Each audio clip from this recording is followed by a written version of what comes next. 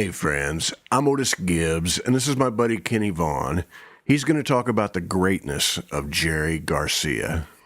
I think that was his peak as a player. You know, his facility at that time was just magnificent. 68, 69, 70, 71, 72, right in there, yeah. All those.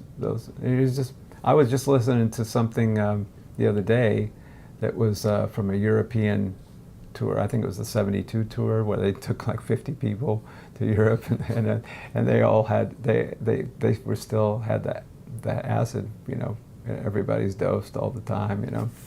But man, there's a couple of things in there where he comes on strong and really starts getting it, you know. It's like, wow, Jerry, you know. Things will go along for a while, and, you know, it's not very exciting, and all of a sudden those guys will catch on fire, and it's like, whoa, what just happened, you know? It's so good. Well, I don't know, you know. I mean, he was well developed when by 1968 he was really quite good, and I know he practiced a lot, and I've read a lot about those guys. I saw him a lot in the 68 and 69 and 70, but when it was still Pigpen, you know, the real Grateful Dead. And everybody said that when he would arrive at the venue in the afternoon, he would get his guitar out and he wouldn't stop playing until after the show.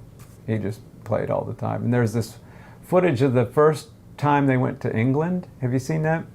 It's on YouTube. It's their very first time, and they get off. It shows them getting off the plane and walking down the tarmac, down the hallway at Heathrow, and they're clearly in an altered state, and it's really funny, you know. And they go to this record company cocktail party, and then there's some other footage of the gig that they went to play. It's like an outdoor festival, and it's hilarious because, you know, they're high. and there's this one little bit where Mickey Hart and Jerry are in a little trailer behind the stage, you know, and they're being interviewed by this British lady. And Jerry is playing his guitar, you know, that he's going to play. It's this Gibson SG guitar, and he just keeps playing, you know. And Mickey's sitting down, and he's like got a guitar in his lap, and he's totally not making any sense, you know, but he's having fun. And then Jerry starts talking about, well, you know, there's a thing about operating when you're high, you know, meaning on LSD or mushrooms, and he's talking about, you know, hey, it's a different thing, you know, but the whole time he's playing, you know, he never stops. You know, there's a band on stage you can hear kind of in the background, you know, but he's just like, and he says some really great stuff, man. It's really cool. It's like, you know, sort of stream of consciousness kind of answers to the questions, you know. Yeah. And he's you know, he's attempting to, you know, engage, but he says some really cool stuff. It's really good.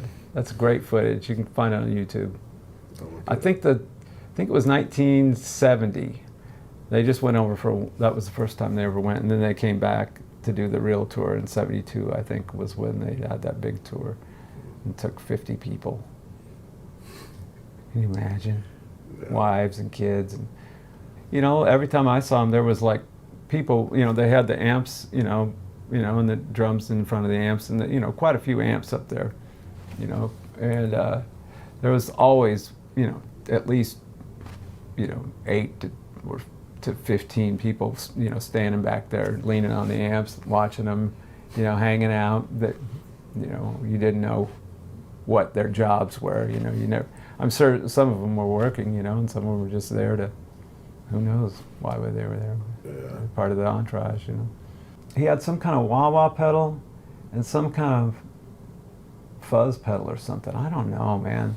I've never really got I met that Steve Parrish guy, and one time his roadie, the guy that was his manager and roadie, through all that, you know, for his whole career. And I didn't really get a chance to zero in on that. I'd love to talk to him about it because I was always curious about, first of all, I know that they rebuilt those twin reverbs that he played through. And I've always tried to figure out what they did, you know? And I said, what did they do to Steve? You know, he said, well, you'd have to contact so-and-so, you know, to ask him about that, you know? But I remember reading one time one of those guys talking about that they opened up the circuit. And I'm like, what does that mean? You know, and I've asked people over the years, and I've never really got down to it because it sounded so fucking good, man. I mean, that tone of the, you know, he was playing through twin heads, right? He had two twins, and then there were two 4x12 cabinets underneath those twins. So there, and each one had 4 JBL speakers. I think that's what it was. I know they were JBL speakers, but I think they were 4x12s. And so he had 2 twins and 4, you know, 8 JBLs, you know, 12-inch speakers. And he got a great tone. I don't really know what the deal with those amps were. They did something to them. Yeah. I think they removed something out of the circuit and opened it up, you know, whatever that means. He was a brilliant person, you know, in every way. He had his problems, you know, but he was brilliant. I always liked his interviews because he always said cool stuff, you know. He was very honest, you know, in his music and the way he lived his life, I think. You know, he had some drug problems, I think, you know, some heroin. I don't think he particularly liked being in the position he was in. You know, he couldn't afford to quit the band, and there wasn't much he could do to change the situation, you know. And he had, you know, 3 wives and kids and child support and all that stuff, so what was he going to do? You know, I like all the stuff he did, you know, the other stuff he did, you know, David Grisman and the Jerry Garcia band and all this stuff.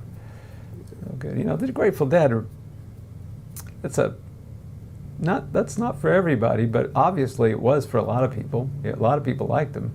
Yeah. When I used to see them, it was never more than, you know, I'm sure that there was never more than 500 people there at the gigs I saw. Wow.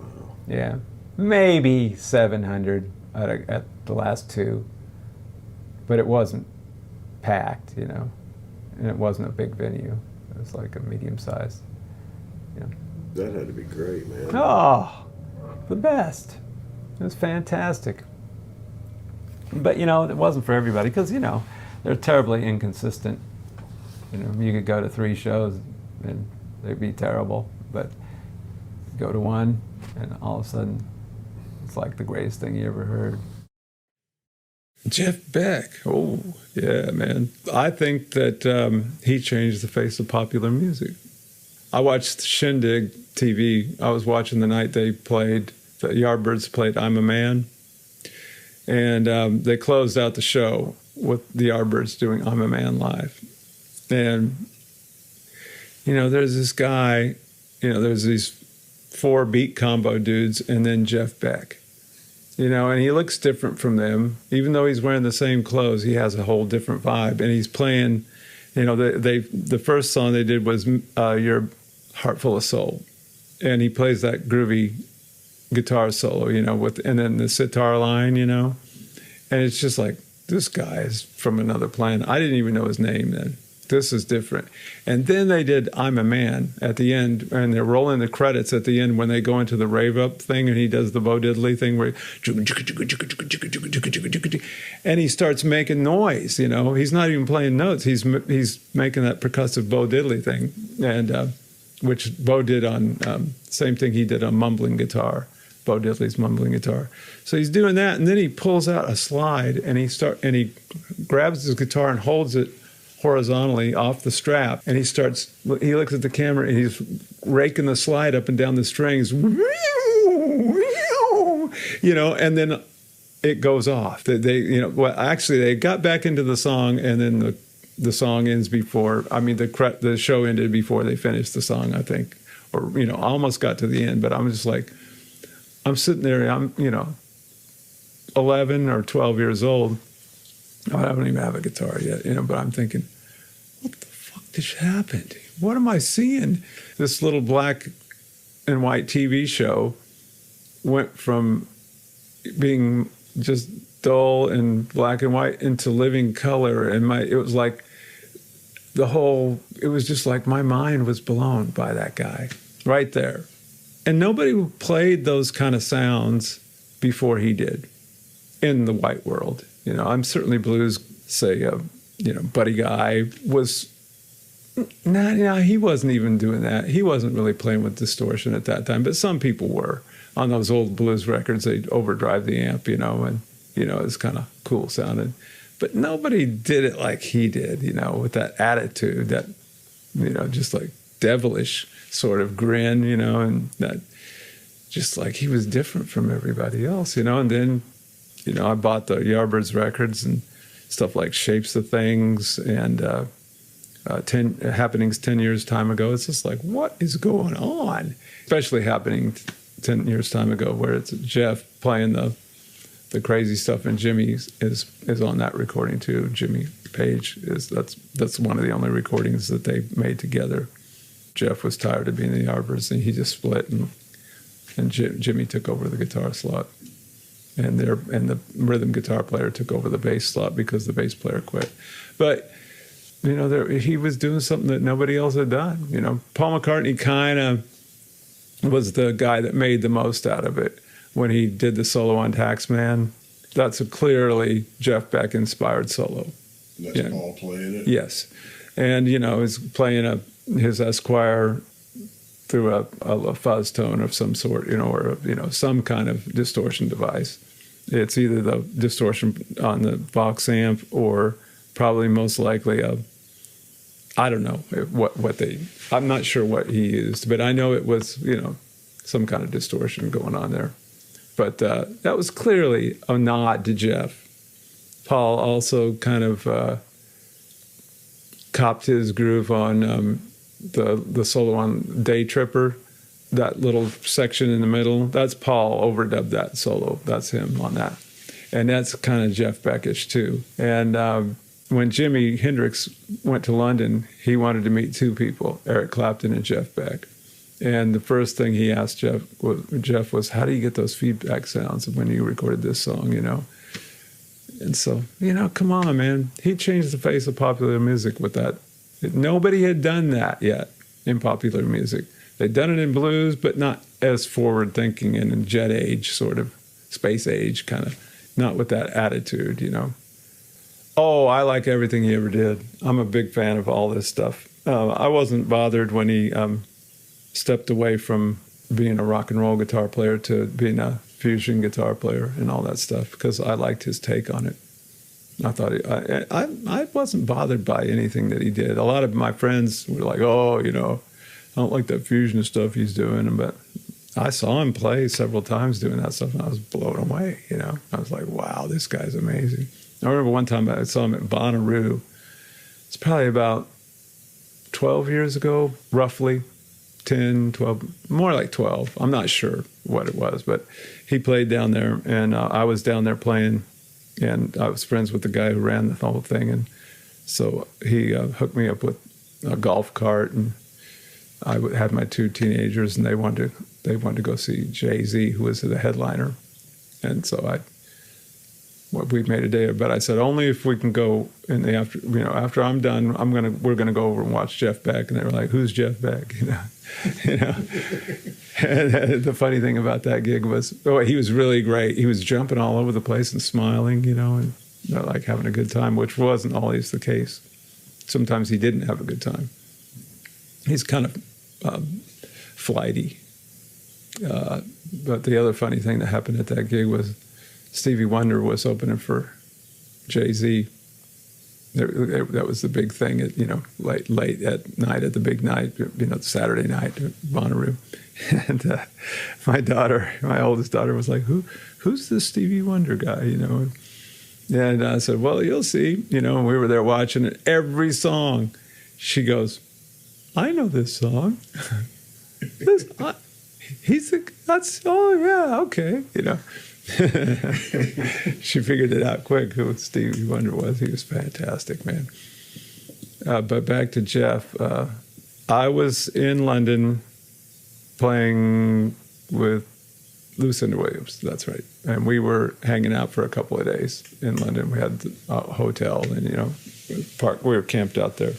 My friend Kim Ritchie was, who I used to play with.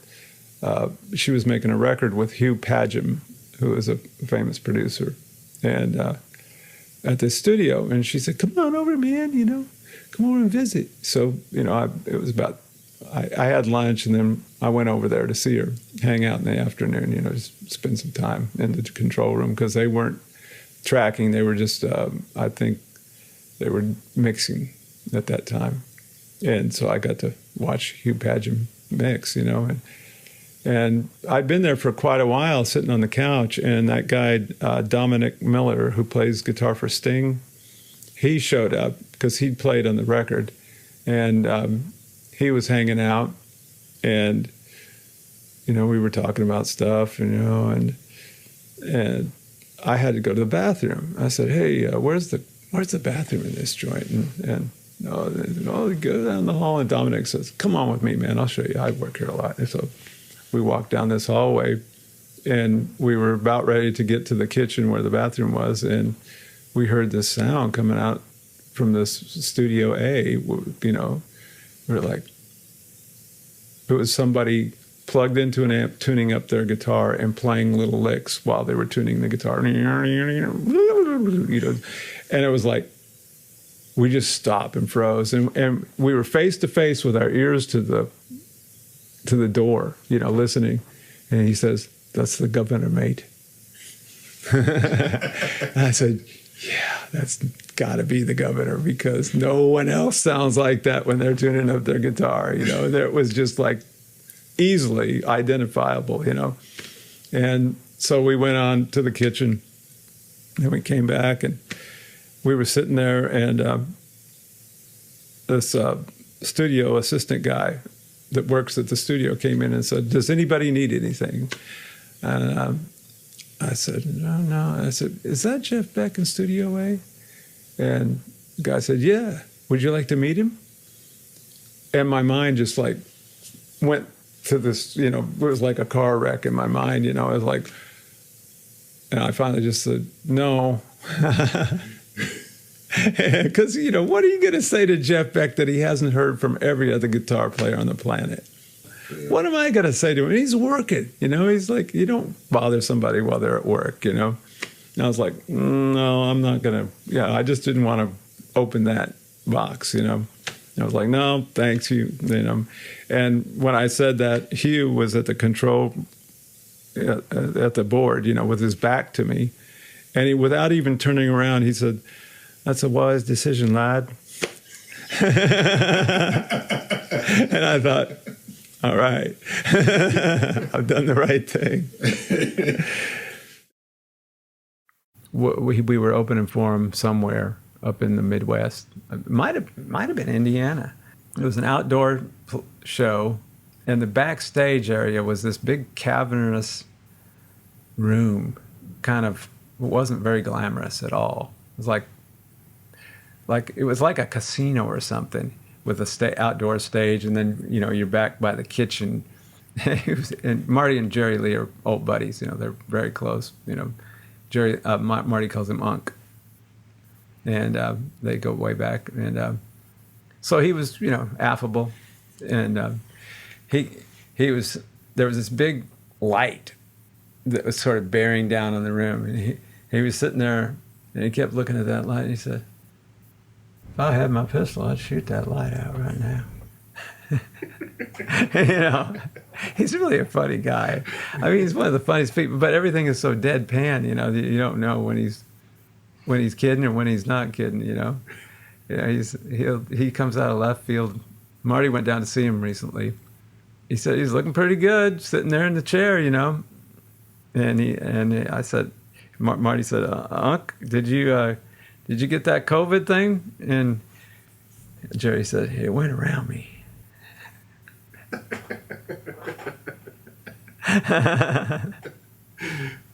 What's your go-to if you're going to listen to Jerry Lee?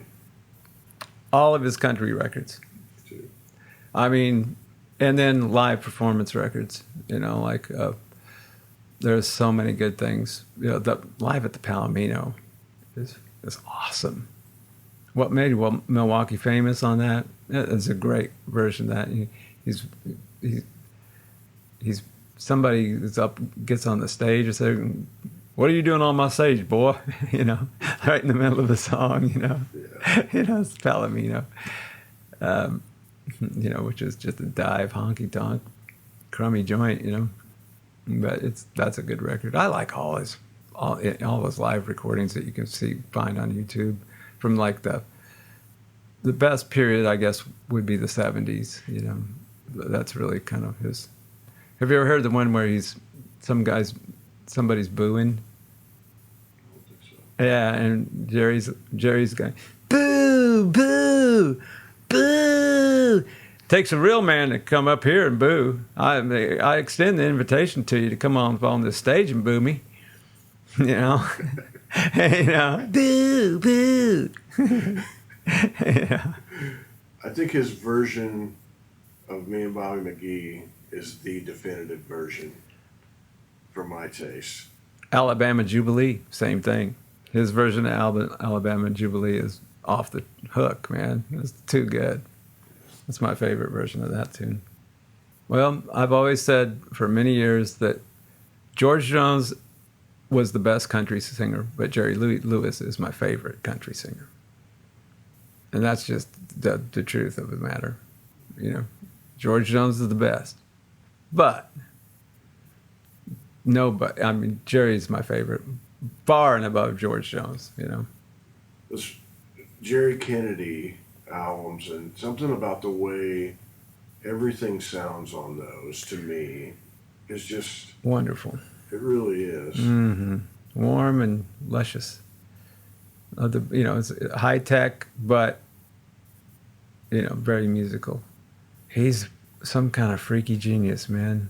I mean, he's cutting everything live. His vocal and piano are going down live, and he's not going to fix anything. He's not going to play it again. I sang it. I already did that one. Let's do another one, Have you heard Bad Bad Leroy Brown? Yeah. That's one of the greatest Jerry Lee records ever, that song. It's like epic. The story. Yeah. How he changed all the lyrics and the chords. It's so good. I never got to see Knox Phillips after I heard that. I think by the time I heard that, Knox was already deceased. But that's one of the, if Knox Phillips never did anything else on this earth, he recorded Bad Bad Leroy Brown with Jerry Lee Lewis, and that's the greatest achievement in his life, as far as I'm concerned. I would tell him that. I'd tell his brother that right now. People don't understand the magnitude of the talent that guy has, and he does things with music that nobody ever did. He owns it, man. I'll show music a lesson. Yeah, music. I'll teach it a lesson. I mean, he's there's nobody like him.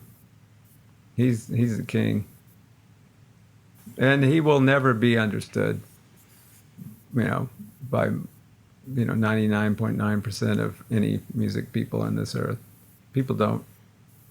They don't get it. But I do. I love him. He's really, really something. Jerry Lee and Marty Stewart. When Lester Flatt died, Marty went to work for Doc Watson and Merle Watson for a short amount of time, and then Johnny Cash called him, and he went to work for Johnny Cash. And they were touring Europe one time, and when Marty got the gig with Cash, Cash asked him if he played the fiddle, and Marty lied to him and said yes. He'd maybe played a little fiddle, but he didn't really play the fiddle, but he kind of had, so he had one, He said, yeah, I can play some fiddle for you. You know, so so Cash would make him play a little fiddle, but it was pretty bad. I hear Marty says that was terrible. And they were in Paris, and Jerry Lee was on the tour with him, and he said, I'm in my hotel. It's about 2 a.m. I'm fast asleep, and there's a so I go to my door, I open the door, and there's Jerry Lee, no shirt, and he's covered in birthday cake. And he says, son, I need to borrow your fiddle. Marty got the fiddle. He said, that was the last time I ever saw my fiddle. I never saw it again. He said, I was glad to see it go. I mean, I didn't have to play it anymore. And on that same tour, they were in an airport in Europe somewhere. And Jerry Lee had a Sherlock Holmes hat on, and he had one of those Sherlock Holmes curved pipes, and he had a trench coat on, dark glasses, in the airport. And he was, whatever girl was with him on that tour was pissed off. Maybe it was a wife or something.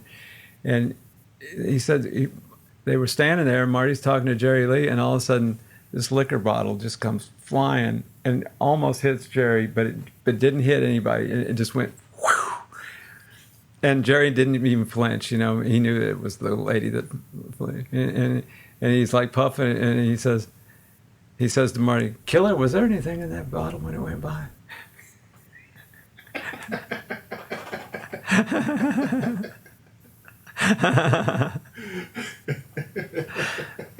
Have you read the Rick Bragg book? Oh, yeah. I really Pretty good. enjoyed that. It's almost as good as Hellfire. Yeah. Hellfire's better. Nick Tosh's was keyed into Jerry Lee a lot more than Rick Bragg was. Yeah. Rick's a good writer. Yeah. Don't get me wrong. And it's a good book. Yeah. Really good. But I think that Hellfire captures the real person in there a little bit more, and all his different angles and stuff, That's one of the sentences in there. His oldest sister, Mamie. Did you ever see Don't Fuck with the Lewises? No. Oh.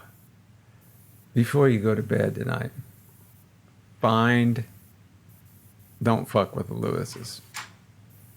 That's Mamie. She had the Jerry Lee Lewis drive-through liquor store in somewhere in Mississippi, and probably close to Hernando or something. I don't know where that was. But there's this Dutch film crew, that the movie opens with, they're going down the street in their van, and they see the Jerry Lee Lewis drive-through liquor store, and they stop and back up, and they go in, and it's she and her husband and her daughter live there in the building attached to the drive-through liquor store, and we can go and get a drink, right there. Dude, it'll blow your mind. That movie is unfucking believable. She has everything that Jerry Lee has in spades. And in Tasha's book, she at one point she says, I'm Mamie, I'm the black sheep of the family. And Tasha says, a statement of awesome proportion.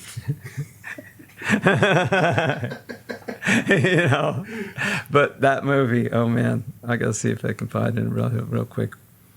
You gotta watch it. There's a book out that everyone who is into Leo Fender should read. It's called The Birth of Loud. And this guy wrote an amazing book.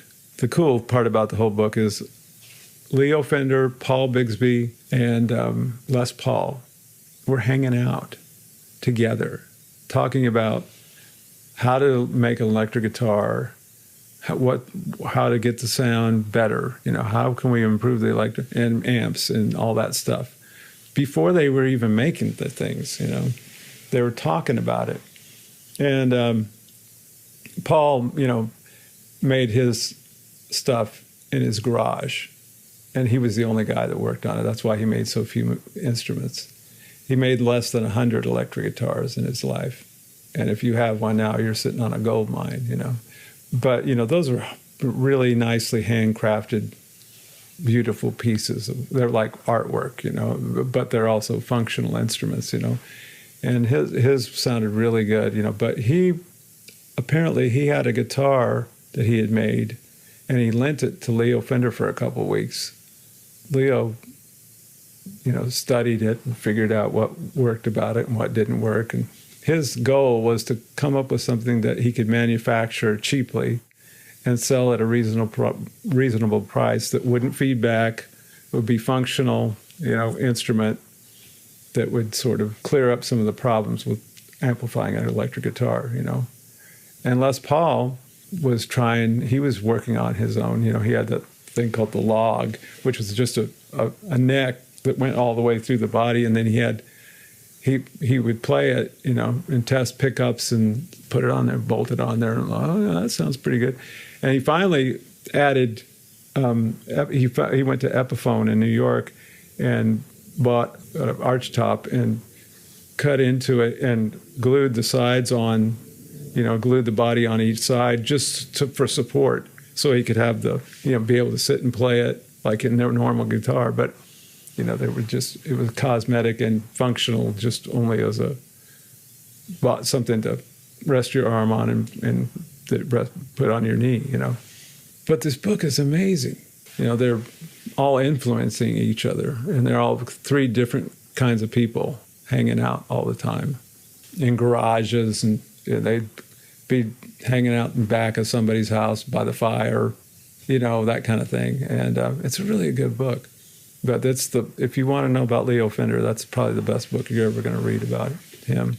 What do you think Leo's first thing he just got really right was? Well, his amplifiers were a little bit better than anything else at the time when he was selling out of his radio shop there. They weren't very powerful. He, you know, started really manufacturing stuff. He offered 3 different amps, the Champ and the Professional and the Super, I think. I'm not sure if that's right. It was 3 amps, and then he added the Deluxe somewhere in there. I'm not really sure about the chronology, you know, of that, but you know, he had Forrest White and him had a shop where they did radio repair and sold radios, Fender radios. I know a guy who had one, and he donated it to the Fender Museum, I think. He had one that he lived in Orange County and would go to the Orange County flea market every Sunday, you know, Saturday and Sunday, and buy stuff. He was one of those guys, but he had a Fender radio. Did he find that at a flea market? Yeah. He found a lot of stuff there. You know, and then when he finally, you know, made that first electric guitar, you know, it's like, sounded good, you know. He did his homework, man. He would always, you know, his thing was he would build something, you know, trying to make an electric guitar, and he would take it around to the honky-tonks because he liked country music. And all those guys were jazz players back in those days. You know, if you played country music, you were a jazz guitar player, basically. You know, even in Nashville, there weren't any country guitar players. They were all jazz guitar players playing on the records. Country guitar didn't really start happening until, you know, later on. You know, late 50s, early 60s, or you know. And curiously enough, Nashville was the last recording center on earth to use the Telecaster. People associate it with Nashville now, but Nashville didn't have any Fender guitars on any of their records in the 40s or 50s. None. Those were all Gibson guitars. Big, nice, beautiful Super 400s and Birdlands and L5s and that kind of stuff. Spruce tops, you know, top of the line jazz guitars. That's what those guys played. Or they played Epiphone jazz guitars with Bigsby pickups added on there. Epiphone Deluxe and Bigsby would send him pickups, and they put them on to replace the crummy Epiphone pickups. That was kind of the sound of country music at that time. And, you know, L.A. was using the Tele way before we did. London was. New York was. We were the last guys. And I think the first really big hit was Harold Bradley had a Jazz Master. And it was the Elvis Presley recording session of Little Sister. And Hank Garland was on the date, and he borrowed Harold's Jazz Master to play that song because, you know, Hank Garland wasn't going to buy a Fender guitar. That's a kid's thing. That's a toy. You know, he's got his Gibson guitars, you know. Why would a good guitar player want to lower themselves to play some inferior instrument, you know? A bolt-on neck? Yeah, right. You know, yeah, you know, I can see where they were coming from. They were the big guys that were playing on it. Grady Martin, you know, and Hank Garland. That was the two. Grady Martin was the Babe Ruth of Nashville guitar players. You know, he was the greatest. Hank was probably a better jazz player, but Grady was a better studio player. I think El Paso is take one. There's on El Paso, what do you have? You have 3 singers. You have acoustic guitar rhythm, acoustic guitar lead, and an upright bass. That's all that's on the record. But Grady Martin made that record, man. Who knows how he did that? What a genius. It's insane. For me, Fender, you know, like a Fender Bassman with 2 12-inch JBLs in a closed-back cabinet, or the Fender Dual Showman with 2 JBLs in a closed-back cabinet are the sounds of surf music. That's it. That's all those records were made on a brown face or blonde Fender amps. They didn't even have the black face yet when they made those records. And so it was the Fender standalone reverb unit and a closed back cabinet with JBLs and either a Bassman or a Dual Showman, you know. And that is the sound of surf music. Southern California, they all had Fender amps. None of those guys had anything but Fender amps and Fender guitars. And that's the sound of it, man. I love that sound. I have one of those just in case I ever get called to play surf music. You know? I've had it for a long time, but you know, I keep it around with the JBLs. I mean, I wouldn't use it otherwise, you know, unless I was playing surf music. But man, that's the sound, you know. Yeah. So in the studio, I like my Princetons. I have a bunch of Princetons that I like. Princeton reverbs, you know. I've got a brown face Princeton. I like those a lot for the studio. That circuit really sounds good in this, and you can get a lot of different variety out of it. And the deluxe reverb's really good. Do you have a 10-inch speaker in your Princetons? I have one with a 12, and the other 3 have 10s. And Todd Sharp over at Nashville Amp Service talked me into putting the 12 in there. I said, go ahead. You know, it's not a collectible amp. It's a early 70s silver-faced Princeton. And I said, yeah, man. And I was amazed at how little difference it made. I'm glad I did it, but I didn't really notice much of a difference. You know, it's like negligible, really. Like I can pick one up blind, you know, not even, you just put all 3 of my silver ones in a pile and just pick one up and go to a session. Doesn't matter which one I take, 12 or 10, or they all sound the same to me. But those are really good. And of course, I don't own a Tweed Deluxe, but I'd like to. They're so expensive, man. Jeez. That's probably my favorite one, you know, it's probably the best one for recording. And I have, what else do I have?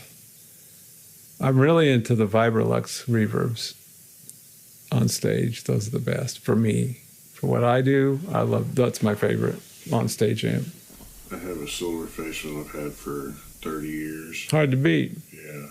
I have one of the transitional Princetons. It's like the Tuxedo 63.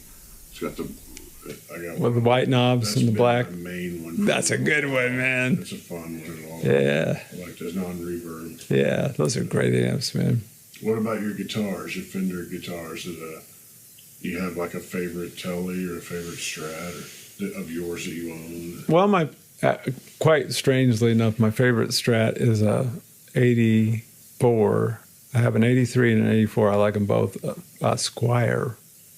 Those are the 2 years that collectors go after, the 83 and the 84 Squire. And what happened was Fender was putting stuff out of Japan, and they called it Squire, but they actually, for those 2 years, they were heavily involved with the production of the instruments. So they're basically exact repros, of a late 60s, early 70s Strat.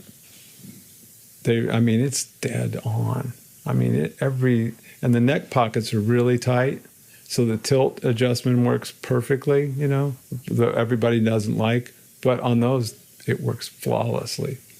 It's so nice to be able to just stick a little wrench in there and get your neck angle just right, and not have to take your guitar apart and put a shim in there and guess if it's going to be right or not, and put it back together. Oh, not quite. Maybe let's take the shim down a little. You don't have to do that. It's a great invention.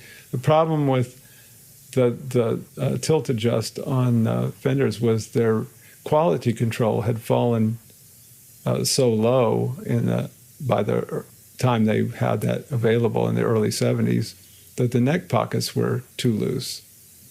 The neck had too much room to slide around in there, but the Japanese guys were so diligent that they made perfect neck pockets. They're absolutely dead on, man. You could unscrew it probably wouldn't come out. It's just so tight. It's amazing. So these guitars were made in 83. 84. I've got an 83 and an 84. They're identical, basically. The 83 has I put some Fender noiseless pickups in it to help out on recording sessions where there's a lot of RF in the room. Sometimes Nashville studios are really noisy, and if you don't have hum canceling pickups, it's a problem. And it kind of got rid of that problem. I like those guitars; they're really good.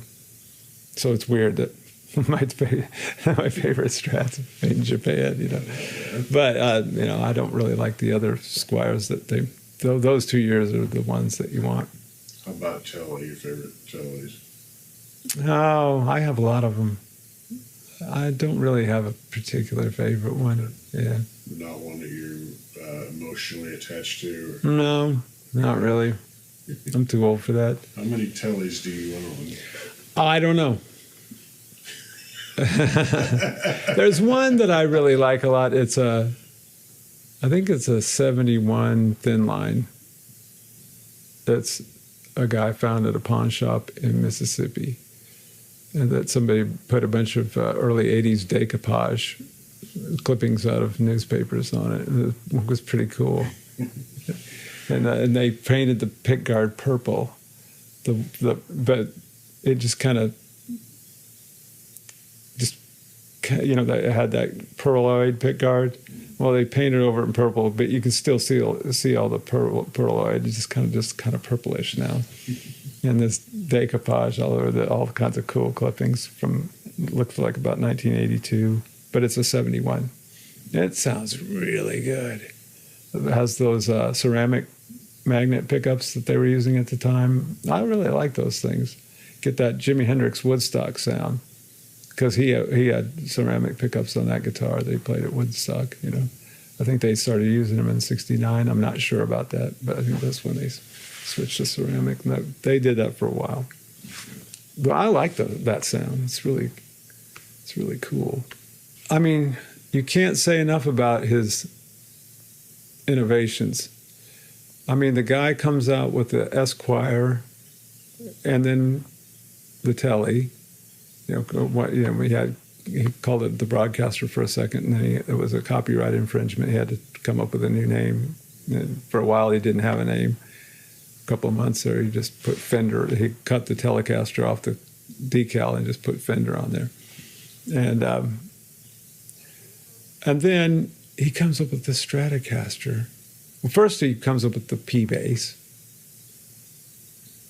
Come on, Monk Montgomery was the first guy to record with a P bass when he played with Lionel Hampton. Lionel Hampton heard about this instrument and went and bought one from Fender, right? And Monk was his bass player, and he goes back to rehearsal and says, "Don't bring your bass to the gig anymore. This is what I want you to play." And Monk's like, "What am I going to do with that thing, man? What?" He's an upright player, He's like, "What? I'm not going to play that, And, yes, you are. And I think they recorded 4 songs, and that was arguably the first recording of a Fender bass. And then he comes up with a Strat. what would the world be without a Stratocaster? Think of all the shit that's been done on a Stratocaster, you know, and it's still made, the exact design is still made today. You know, it's like the copyright, the patent thing, you know, they're still making it like that. You know, you can still get the exact 54 replication, you know, for the, you know, down to the, you know, most minuscule detail. All these years later, that's still kind of the most futuristic looking guitar when you think about it. It's like, wow, what's this thing, man? And that whammy bar, you know, and the sounds. And was Buddy Holly the first like big person playing a Strat? Probably one of the more visible. I mean, Buddy Merrill on Lawrence Welk was using one. He was a pretty good player. You know, he's really good. If you go back and look at the earliest Buddy Merrill black and white footage on Lawrence Welk, he's playing a Strat. Then he switched to the Jazzmaster when it came out. But that, you know, Jazzmaster and Jaguar, those are great guitars too, you know, really good. I mean, he just kept going. The jazz bass. I mean, those amps. I mean, who made better amps than Fender? They were more rugged, less likely to break down. You know, that was one of his things, is he'd give them to players to take out on tour, like Bob Wills and the Texas Playboys. Here, take this amp out, and when you get back to town, you know, next month or whenever, bring it back and tell me what you don't like about it. Tell me what's wrong with it. Or a lot of times he would take his toolkit out to the gig and service the amps right there around Southern California. He was known to show up to work on people's instruments and amps at the nightclub. You know, have his little light on. He's down there, you know, a guy that doesn't drink in a honky tonk fixing somebody's amp. Have you ever heard the story about Jimmy Bryant? Okay, well, Jimmy Bryant was, you know, the greatest guitar player on the scene at that time. You know, just, you know, wicked good guitar player. And he had commissioned Bigsby to make him a guitar. Well, it took Bigsby probably 6 weeks at the, maybe longer, to make a guitar, you know, because he was the only guy doing it, you know. And it was, you know, beautiful instruments, you know, maple and all that kind of stuff. They were, you know, look like an art piece, and you could hang it on the wall in a museum. He had commissioned one, and he showed up at a little Jimmy Dickens show at a honky tonk in Southern California, and Leo Fender was there with his new Telecaster. And so he was showing it to the guys in Dickens' band, and they took a break. And Jimmy was standing there, and he introduced himself to Leo and said, "Can I try that thing out?" And the guys in the band said, "Yeah, go ahead." And they let him plug into the amplifier, and he played it for an hour. And all the patrons in the place, he's just whipping off all this crazy stuff, and he's like playing it, and he's you know, dazzling the entire place. He drew a crowd, and to the point where Dickens didn't even go on again. We stayed at the bar, and they never played anymore that night. He played like for an hour by himself, just sitting on the stage and, you know, dazzling everybody with this newfangled thing. You know, what is that thing, and why does it sound so good, you know, in his hands? And so Bigsby called him. So he made a deal with Fender right there. He said, "I want one of these things." And Leo's like, "Whatever you want, man. You're making it sound the way I wanted it to sound, you know." So, yeah, come on, I'll give you one, you know. And so Bigsby calls Jimmy up a couple of days later and says, I got your guitar done. You know, I'm getting close to getting it done. And Jimmy says, I don't want it anymore. And Bigsby got really pissed off because he had his name written in the pick guard, you know, and all that stuff. And he took it all apart and, you know, sold it to somebody else, put somebody else's name on it. In fact, that's a famous guitar, and it's somewhere. Chris Scruggs knows where it is. It was some famous guy's guitar. Yeah. That's amazing. Yeah. What percentage of sessions these days is a P-bass on? Oh, my gosh. Who knows? It seems like it's most all of them, isn't it? For my whole life, I mean, every session I've been through, I mean, it's a very unusual thing if there's not one there. I mean, you'll go to sessions sometimes, the guy's playing a jazz bass. But almost always it's a P bass, in one form or another. Do you know who Emery Gordy Jr. is? Emery Gordy? He played bass for Elvis for a short time before Elvis died, and then that whole band became Emmy Lou's band. So he's on those early Emmy Lou records because it's Glenn Hardin from Elvis's band on piano, Emery on bass, James Burton from her band on guitar. James Burton, came from Elvis's band. So when he died, they went to being Emmy Lou's band. And when they weren't working with Emmy Lou, John Denver used them. Oh, yeah. Okay. Emery has one bass that he's had since the 60s, and that's that bass, the P bass. And he still has it, but he's never had another bass. He still plays in the strings like that far off the board, and he plays his ass off, gets the best sound on it. And he said that when they were working with Elvis, they were working in Vegas, and they were all living in L.A., and they would all get up early in the morning and fly to L.A. and do sessions, and then fly back and play the show that night. And Elvis eventually put a stop to it because they were afraid that somebody wasn't going to make it back. But they did that for quite a while. And he said that this Japanese guys would come around from Yamaha, and they would have white coats on and clipboards, and they would bring these basses for Emery to try out. They book a room at SIR, and they'd have it catered, and refreshments and food and stuff. And they want these guys to come in and play the instruments and tell them what they liked about it, what they didn't like about it. So it was Emery and Joe Osborne and bass players like that were working in LA so they'd show up and, then they'd go back to Japan, and 6 months later they'd come back and do it again. And they'd all be, okay, yeah, sure, we'll go down there, have some free food and play the basses. And he said this went on for a while. He said they were asking the wrong guys. We were all old session players, And he said the last time they came in, they opened up the case. He said it was a P bass. It said Yamaha on it. Slightly different look, but basically that's what it was. And he laughed. He said, they should have got some young guys to, instead of us old session player dudes, that we didn't know anything but a P bass, That's what, I thought that was a funny story. I had a Gibson amp, an old mid-'60s Gibson tube amp rebuilt by this guy down in Memphis, and he really made it sound good by removing a bunch of shit out of there. Because at one point, Gibson made the best tweed amps ever, in like 1958, 59, 60, right in there.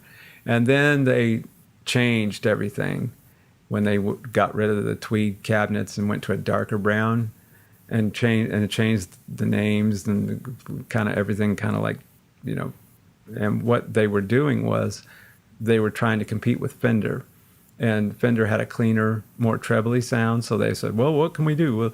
Well, they put filters in there to try and make the sound less beefy, And whereas I have a 1960 GA40 Les Paul single 12 amplifier. It's like the original Marshall. I mean, it's just amazing, Before they did that stuff, it's better than any Marshall head I've ever played, And all you do is just unplug the speaker and then take the output and put it into a 212 cab or 412 cab, and boom, it's like instant JTM 45, only better. Probably around 40. It's a GA40, so I would guess it's between 30 and 35, just off the top of my head. That's what I would guess, just from kind of what I hear. It can't be more than 35 watts, maybe 30, who knows. I would say the 58, 59, and 60s would be my favorites because I think they really had perfected what they were doing at that time. It kept getting better as it, and then after that it kind of went.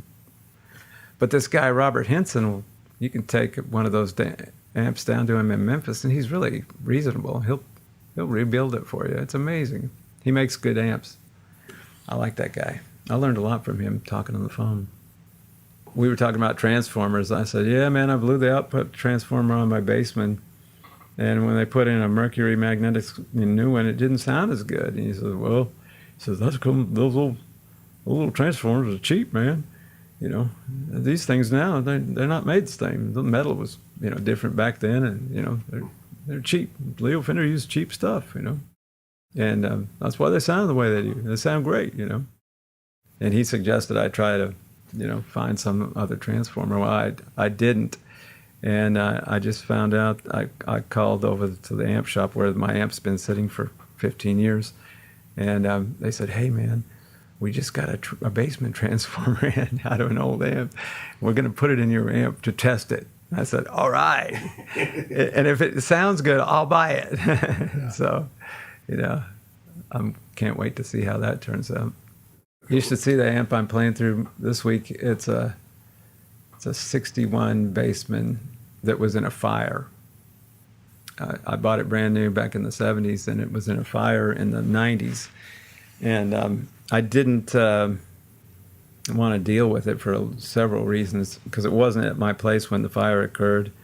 And I didn't, it was this friend of mine, it was at his place where I'd been rehearsing, and I just didn't want to deal with it. And he moved to a different place, and he was a pack rat. He had the coolest stuff, but you couldn't walk through his house. And so every time I went there, I was like, I'll go look at it next time. Well, he passed away recently, and his brother, I contacted him. I got my stuff, and I was thinking I was just going to throw it away because it was so blackened and charred. It's a blonde Bassman, 212 cabinet and a head. I was like, oh. I got to looking at it. It's like, well, maybe I could, And so I took it to those guys, and they called me at Nashville Amp Service, and they called me and said, "You're not going to believe this." I said, "What?" Well, we scraped a lot of the stuff off your head, and got inside there, and we plugged it in and turned it on. It works. I said, "You got to be kidding me!" So they completely tore it apart, cleaned all the parts. They had the grill cloth on the front of the Bassman head. There was a little strip of that. It was gone. It was just melted off. And I thought the knobs were melted, but once they cleaned all the black stuff off, they were still intact. So they said, "Well, do you want us to recover this? Do you want us to win it?" I said, "No," because half the Tolex is still there, and part of it's scraped off and melted, and it looks like something from, Mad Max or something, it's just like so cool looking. I was like, leave it, and they had to put new grill cloth on the speaker cabinet, and one of the speakers worked, and they sent the other one off and had it reconed, so I got it back. So now I got it. That's amazing. Yeah, I'm playing through the head. I don't like those cabinets. They're good for one thing, surf music. And it has 2 JBLs in it in a closed back cabinet, and for surf music, that's what you want. Clean, lots of reverb, and the JBLs. That's and a Jazz Master with flat wound strings. That's the sound. Yeah. And that's the only thing that cabinet's good for. I have a more modern open back cabinet that's a little bit larger with 212s that sounds better for country guitar.